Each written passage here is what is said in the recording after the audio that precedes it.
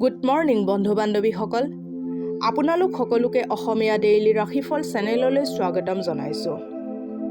আজি বুধবাৰ 2025 জানুৱাৰী মাহৰ 22 তাৰিখ আৰু অসমীয়া মাঘ মাহৰ 8 তাৰিখ। আজি তিথি অষ্টমী, পক্ষ কৃষ্ণপক্ষ। আজি সূৰ্য উদয় হ'ব 6:15 আৰু সূৰ্য অস্ত যাব 4:54। এতিয়া আহিছোঁ ৰাশিফলসমূহলৈ। মেষ ৰাশি। মেষ ৰাশিৰ জাতক জাতিকাসকলৰ ভাল জীৱনৰ বাবে নিজৰ স্বাস্থ্য আৰু ব্যক্তিত্বত শুধৰণি অনাৰ চেষ্টা কৰক। মনোৰঞ্জন আৰু সৌন্দৰ্য বৃদ্ধিৰ বাবে প্ৰয়োজনতকৈ অধিক সময় খৰচ নকৰিব। বহুত বঢ়িয়া দিন যেতিয়া আপুনি বেলেগৰ মনোযোগ নিজৰ পিনে আকৰ্ষিত কৰিব। আপোনাৰ সন্মুখত পচন্দ কৰিবলৈ বহুত বস্তু থাকিব আৰু আপোনাৰ সমস্যা এইটোৱে হ'ব যে কোনটো আগত লোৱা যায়। আপোনাৰ বাবে প্ৰিয়জনৰ পৰা দূৰত থকাটো বহুত অসহনীয় হ'ব। কিবা এটা নতুন চিন্তা আপোনাৰ বাবে লাভজনক বুলি প্ৰমাণিত হ'ব। নিজকে সুস্থ সবল কৰিবৰ বাবে আপুনি আজিও বহুত পৰিকল্পনা কৰিব, কিন্তু বাকী দিনবোৰৰ দৰে আজিও আপোনাৰ সকলো পৰিকল্পনা অসফল হ'ব। আপোনাৰ বৈবাহিক জীৱন আপোনাৰ পৰিয়ালত চলি থকা নয়াৰ্থক ভাৱ-ভংগীৰ বাবে বেয়াকৈ প্ৰভাৱিত হ'ব পাৰে, কিন্তু আপোনালোক দুয়োজনে পৰিস্থিতি চম্ভালি ল'ব। আৰ্থিক স্থিতি শক্তিশালী কৰিবৰ বাবে ৰঙা জলকীয়া আহাৰত বেছিকৈ প্ৰয়োগ কৰক। এতিয়া আহিছোঁ বৃষ ৰাশিলৈ। বৃষ ৰাশিৰ জাতক জাতিকাসকলে কৰ্মক্ষেত্ৰত বয়োজ্যেষ্ঠজনৰ কামৰ হেঁচা আৰু ঘৰত চলি থকা অশান্তিৰ বাবে আপোনাৰ মানসিক অশান্তি হ'ব পাৰে, যাৰ ফলত আপোনাৰ একাগ্ৰতা ভংগ হ'ব পাৰে। নতুন যোজনা এটা আপোনাৰ চকুত লাভান্বিতৰ দৰে দেখিব, কিন্তু আশা কৰা মতে আপোনাক লাভ দিব নোৱাৰিব। বিনিয়োগ কৰা সময়ত অতি সোনকালে কোনো নিৰ্ণয় নলয় যেন। আপোনাৰ পত্নী গিৰিয়েকৰ লগত পিকনিক যোৱাৰ বাবে আজি বহুত ধুনীয়া দিন। এই দিনটো আপোনাৰ মন ভাল কৰাৰ লগতে দুয়োজনৰ মাজত থকা মতভেদ দূৰ কৰিব। আপোনাৰ প্ৰেমক নিয়ন্ত্ৰণত ৰাখক, নহ'লে এই সম্পৰ্কক আপুনি শলঠেকত পেলাব পাৰে।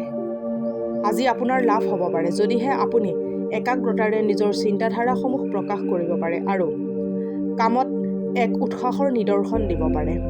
আজি ঘৰৰ বয়োজ্যেষ্ঠজনে আপোনাৰ লগত সময় অতিবাহিত কৰিব বিচাৰিব, কিন্তু আপোনাৰ ওচৰত তেখেতক দিবলৈ সময়ৰ অভাৱৰ বাবে তেখেতকো বেয়া লাগিবই, লগতে আপোনাকো বেয়া লাগিব।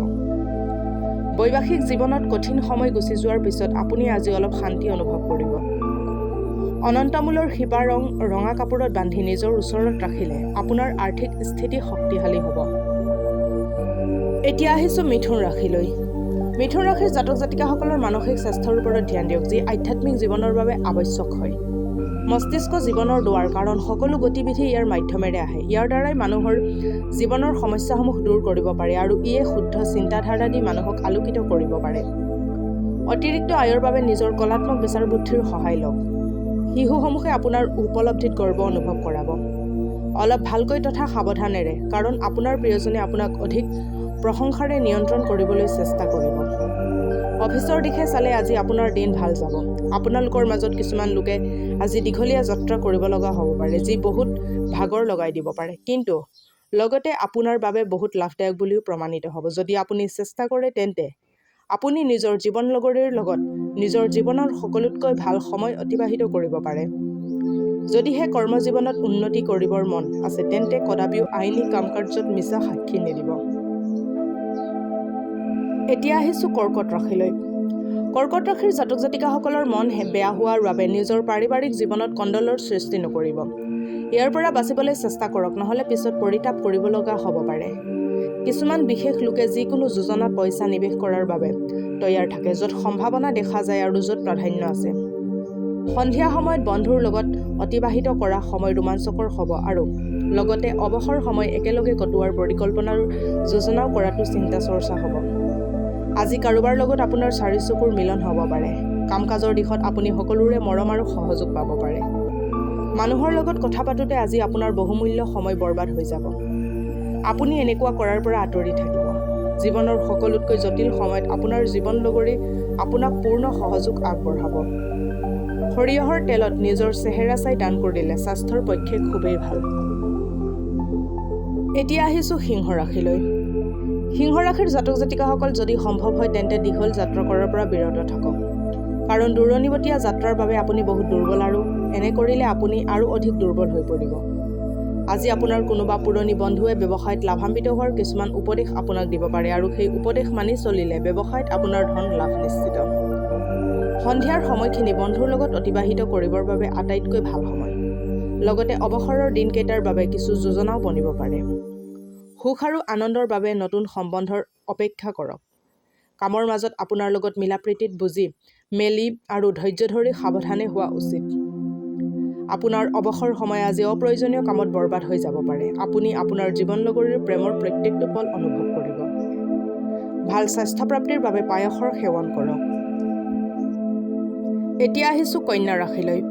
কন্যা ৰাশিৰ জাতক জাতিকাসকলৰ আজিৰ দিনটোত এনে কাম কৰিবৰ বাবে বহুত উপযুক্ত, যি কাম কৰিলে আপুনি বহুত ভাল অনুভৱ কৰি থাকে। আজি ঘৰৰ ইলেক্ট্ৰনিক বস্তু বেয়া হৈ যোৱা বাবে আপোনাৰ ধন ব্যয় হ'ব পাৰে। পুৰণি সম্পৰ্কিত লোকসকল আৰু বন্ধুবৰ্গৰ আপোনাৰ বাবে সহায়কাৰী বুলি প্ৰমাণিত হ'ব। কিছুমান ব্যক্তিৰ জীৱনত বিবাহৰ মুহূৰ্ত অতি সোনকালে আহিব পাৰে, যেতিয়া নেকি আন কোনোবা এতিয়াহে জীৱন্ত নতুন প্ৰেমৰ অনুভূতি লাভ কৰিব। সহকৰ্মীৰ লগত কাম কৰা অসময়ত যুক্তি আৰু চতুৰতাৰ প্ৰয়োজন হ'ব। যিসকল লোক কামত ব্যস্ত আছিল সিহঁত আজি নিজলৈ সময় পাব পাৰে, কিন্তু ঘৰত কাম এটা আহি যোৱা বাবে আপুনি আকৌ ব্যস্ত হৈ পৰিব পাৰে। এই দিনটো বিবাহিত জীৱনৰ আটাইতকৈ বিশেষ দিনৰ ভিতৰত এটা দিন হ'ব। এটা সমৃদ্ধিশালী জীৱনৰ বাবে নিতৌ তেলেদি গা মালিচ কৰক। এতিয়া আহিছোঁ তুলা ৰাশিলৈ। তুলা ৰাশিৰ জাতক জাতিকাসকলে জটিল পৰিস্থিতিৰ সন্মুখীন হ'ব লগা হ'ব পাৰে। সাহস হেৰুৱাই নেপেলাবা আৰু ভাল ফল পাবৰ বাবে বহুত কষ্ট কৰিব লাগিব। এই অসফলতাসমূহক সফলতাৰ আধাৰ বনাওক। জটিল সময়ত আত্মীয় কামত আহিব। যিসকল লোকে বাছ বিচাৰ নোহোৱাকৈ আজিলৈকে পইচা খৰচ কৰি আছিল, আজি সিহঁতৰ পইচাৰ বহুত আৱশ্যকতা আহি পৰিব আৰু যাৰ ফলত আপুনি জীৱনত পইচাৰ সঠিক মূল্য বুজি পাব। আপোনাৰ পৰিয়ালৰ ভালৰ আৰু উন্নতিৰ বাবে আপুনি কষ্ট কৰিব লাগিব। আপোনাৰ কামৰ প্ৰতি ইচ্ছা আৰু দূৰদৃষ্টি হোৱাটো খুবেই জৰুৰী। লোভ আৰু অনীহা পৰিহাৰ কৰক। প্ৰেম এক এনেকুৱা অনুভৱ যি অকল অনুভৱ কৰিব পাৰি আৰু নিজৰ প্ৰিয়জনৰ লগত ভাগ বতৰা কৰিব পাৰি। আজি অফিচত আপুনি ভাল ফলাফল লাভ নকৰিব। আপোনাৰ কোনোবা বিশেষে আজি আপোনাৰ লগত বিশ্বাসঘাতকতা কৰিব পাৰে, যাৰ ফলত আপুনি গোটেই দিন চিন্তিত থাকিব। আজি এনেকুৱা বহুত বস্তু সংঘটিত হ'ব যিবোৰৰ পিনে অতি সোনকালে গুৰুত্ব দিয়াৰ আৱশ্যকতা আছে। এই দিনটো আপোনাৰ সাধাৰণ বৈবাহিক জীৱনত কিছু বিশেষীকৰণ কৰিব পাৰে। আপুনি আজি কিছু অসাধাৰণ বস্তুৰ অভিজ্ঞতা লাভ কৰিব পাৰে। ঘৰত দূষিত পানী জমা হ'বলৈ নিদিব, এনেহ'লে আপোনাৰ কেৰিয়াৰত বেয়া প্ৰভাৱ পৰিব পাৰে। এতিয়া আহিছোঁ বৃশ্চিক ৰাশিলৈ। বৃশ্চিক ৰাশিৰ জাতক জাতিকাসকলে নিজৰ হতাশা দূৰ কৰিবৰ বাবে পৰিয়ালৰ সদস্যৰ সহায় লওক। এখেতৰ সহায়তা খোলা মনেদি স্বীকাৰ কৰক। নিজৰ ভাৱনাক হেঁচি ধৰক, কিন্তু লুকাই নাৰাখিব। নিজৰ সমস্যাসমূহ অন্যৰ লগত ভাগ বতৰা কৰিলে আপোনাৰ লাভান্বিত হ'ব। আজি কোনোবা বিপৰীত লিংগৰ সহায়ৰ জৰিয়তে আপোনাৰ ব্যৱসায় অথবা চাকৰিত আৰ্থিক লাভ হোৱাৰ আশা আছে। পৰিয়ালৰ স্থিতি আজি আপুনি ভবাৰ দৰে নহ'ব। আজি ঘৰত কিবা সৰু কথালৈ কাজিয়া হ'ব পাৰে। এনেকুৱা স্থিতিত নিজৰ ওপৰত নিয়ন্ত্ৰণ ৰাখিব। প্ৰেমত নিৰাশাই আপোনাক বেজাৰ কৰিব পাৰে। অফিচত আপুনি গম পাব যে যাক আপুনি শত্ৰু বুলি ভাবি আছিল তেখেতে আচলতে আপোনাৰ শুভাকাংক্ষীহে হয়। এই ৰাশিৰ জাতকসকল আজি ভাই ভনীৰ লগত ঘৰত চিনেমা অথবা খেল চাব পাৰে। এনে কৰিলে আপোনালোকৰ মাজত মৰম বাঢ়িব। অত্যধিক খৰচে বৈবাহিক জীৱনত মনোমালিন্যৰ সৃষ্টি কৰিব পাৰে। কলা ঘোঁৰাৰ খুৰেদি তৈয়াৰী ৰিং পৰিধান কৰিলে স্বাস্থ্য অটুট থাকিব। এতিয়া আহিছোঁ ধনু ৰাশিলৈ। ধনু ৰাশিৰ জাতক জাতিকাসকলৰ নিজৰ চিন্তাধাৰা আৰু উৰ্জা অথবা শক্তি সেইবোৰ কামত লগাওক, যিবোৰ সপোন আপুনি দিঠকত পৰিণত কৰিব পাৰে। অকল আকাশত চাং পাতি থাকিলে একো নহ'ব। এতিয়া আপোনাৰ লগত এইটোৱে সমস্যা যে আপুনি চেষ্টা নকৰি অকল ইচ্ছাহে কৰে। আজি কাৰো সহায় অবিহনে অৰ্থ ঘটাত আপুনি সক্ষম হ'ব। প্ৰেম মিলাপ্ৰীতি আৰু নিজৰ মাজৰ সম্পৰ্কত আত্মীয়তা বৃদ্ধি হ'ব। আপোনাৰ এই চমৎকৃত আৰু উজ্জ্বল চকু দুযোৰে আপোনাৰ প্ৰিয়জনৰ এন্ধাৰ ৰাতিও পোহৰ কৰি তুলিব পাৰে। আপোনাৰ তাত বহুত কিবা কিবি আহৰণ কৰাৰ ক্ষমতা আছে। এইবাবে আপোনাৰ বাটত অহা সকলো সুযোগৰ ভাল ব্যৱহাৰ কৰক। যাত্ৰা অথবা ভ্ৰমণৰ বাবে আজিৰ দিনটো ইমান ভাল নহ'ব। এইটো কথন আছে যে মহিলা শুক্ৰ আৰু পুৰুষ মংগল গ্ৰহৰ বাসিন্দা, কিন্তু আজিৰ দিনা বিবাহিত শুক্ৰ আৰু মংগল পৰস্পৰৰ লগত সংযুক্ত হৈ যাব। কেঁচা কয়লা সন্ধিয়া সময়ত পানীত প্ৰৱাহিত কৰিলে স্বাস্থ্যৰ ওপৰত ভাল প্ৰভাৱ পৰিব। এতিয়া আহিছোঁ মকৰ ৰাশিলৈ।